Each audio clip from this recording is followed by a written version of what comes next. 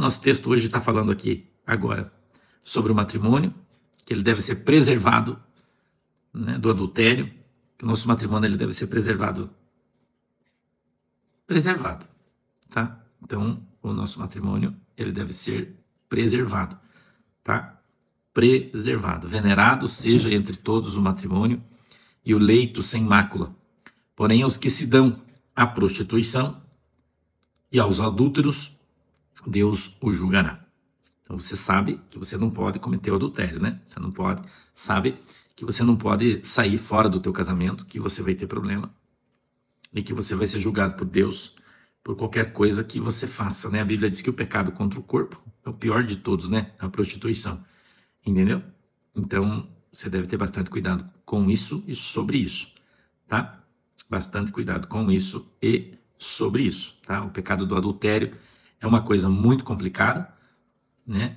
Muito complicada, e você deve aí ter bastante cuidado com isso, tá bom? Bastante cuidado com isso. O verso 5 diz assim, ó, sejam vossos costumes sem avareza, contentando-vos com o que tendes, porque ele disse, não te deixarei, nem te desampararei. Então o Senhor está falando que você não deve ser avarento, porque os avarentos não vão herdar o reino dos céus. Sejam vossos costumes sem avareza, né? Então não seja avarento, né? O que é avarento? Avarento é o mão de embuia, né? Aquele cara que atravessa o oceano aí com um sonrisol na mão, né? Esse aí é o avarento, você já sabe disso aí, né?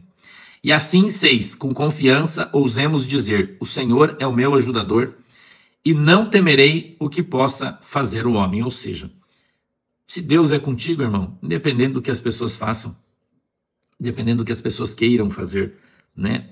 Dependendo do que as pessoas desejem fazer com você, não importa, porque se Deus está com você, vai dar tudo certo e não tem para ninguém, ok? Então você precisa aprender a confiar em Deus.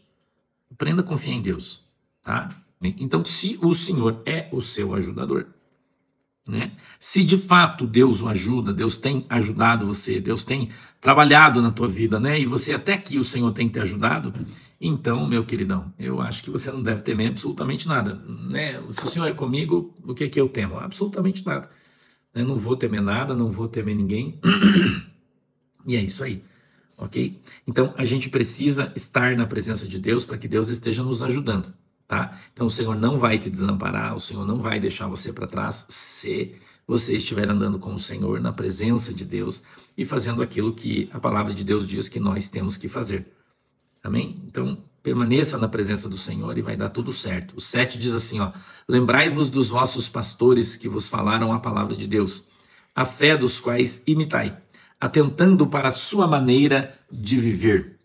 Lembrai-vos dos vossos pastores, olha aí, lembre de mim, hein? Não esqueça, que vos falam a palavra de Deus, a fé dos quais imitai.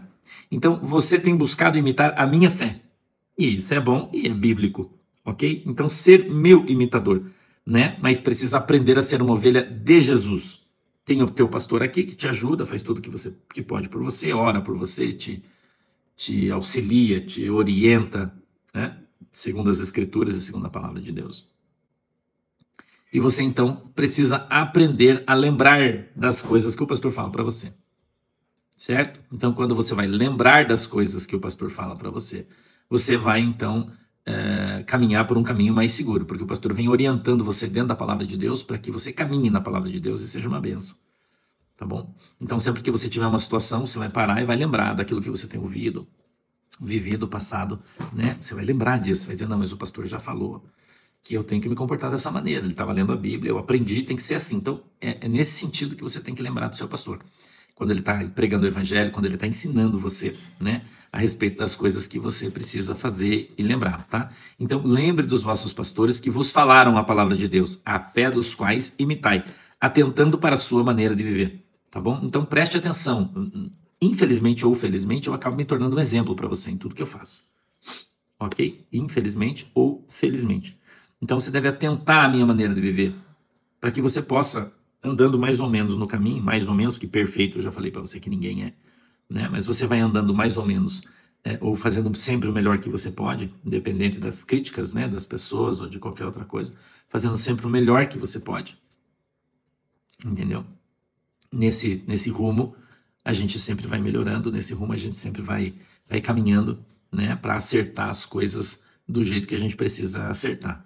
Entendeu? Então, se Jesus é teu ajudador, né? Jesus está com você, Jesus não te desampara. A gente está lendo isso verso a verso, assim, que Jesus não te desampara, Jesus te ajuda, né? Então, com isso, você precisa fazer o quê? Você precisa atentar à maneira correta pela qual você deve viver.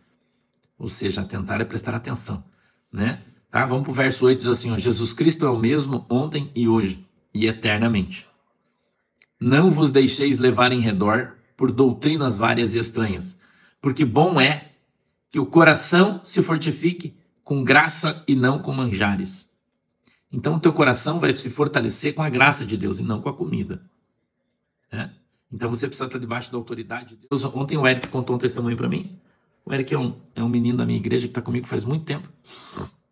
Ele ficou afastado da igreja um tempo e ele voltou faz algum tempinho.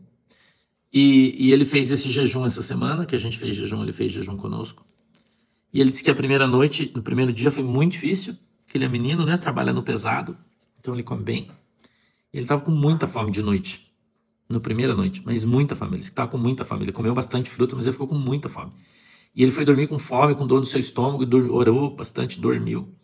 E ele sonhou que um anjo veio dar de comer para ele de noite. O anjo vinha de noite do lado da cama e dizia para ele, acorda. E quando ele acordava, o anjo dava de comer e ele comia. E aí dava mais comida, ele comia de novo. E ele dizia, meu Deus, eu já estou satisfeito. O anjo falava, come de novo. E ele comia de novo. E ele disse que quando acordou, ele passou sem fome o outro dia inteirinho, sem comer nada. E não teve fome, não teve dor de cabeça, ficou muito bem, né? E foi até o final de jejum sem comer, só tomando água. E não, nem comer fruta, ele não precisou comer mais com aquele alimento que ele recebeu, né? O anjo de Deus desceu ali e fortaleceu ele. Então isso é através da nossa fé, tá? Então eu vi vários testemunhos desses, entendeu? Então o Senhor, ele é muito claro e ele está dizendo isso. O Senhor é o nosso ajudador, ele nos fortalecerá. Então nós devemos nos fortalecer na graça, pela fé, ok? Não é comida que deixa você forte, é a palavra de Deus, é a unção de Deus, é a graça de Deus que fortalece você, o teu corpo e te dá condições de continuar caminhando, tá bom? Então, 8, Jesus Cristo é o mesmo ontem e hoje e eternamente. Os mesmos milagres que Jesus fez lá atrás, ele vai fazer hoje e ele pode fazer amanhã também, depende única e exclusivamente da tua fé. Tá? Verso 9 diz assim, ó, não vos deixeis levar em redor por doutrinas várias e estranhas. Cuidado com essas coisas que os caras têm pregado por aí. Ok? Essas igrejas que pregam o relacionamento interpessoal como sendo o mais importante, né? Que você acaba permanecendo na igreja em função da amizade com as pessoas, por exemplo, né? As igrejas em célula ensinam isso, principalmente, né?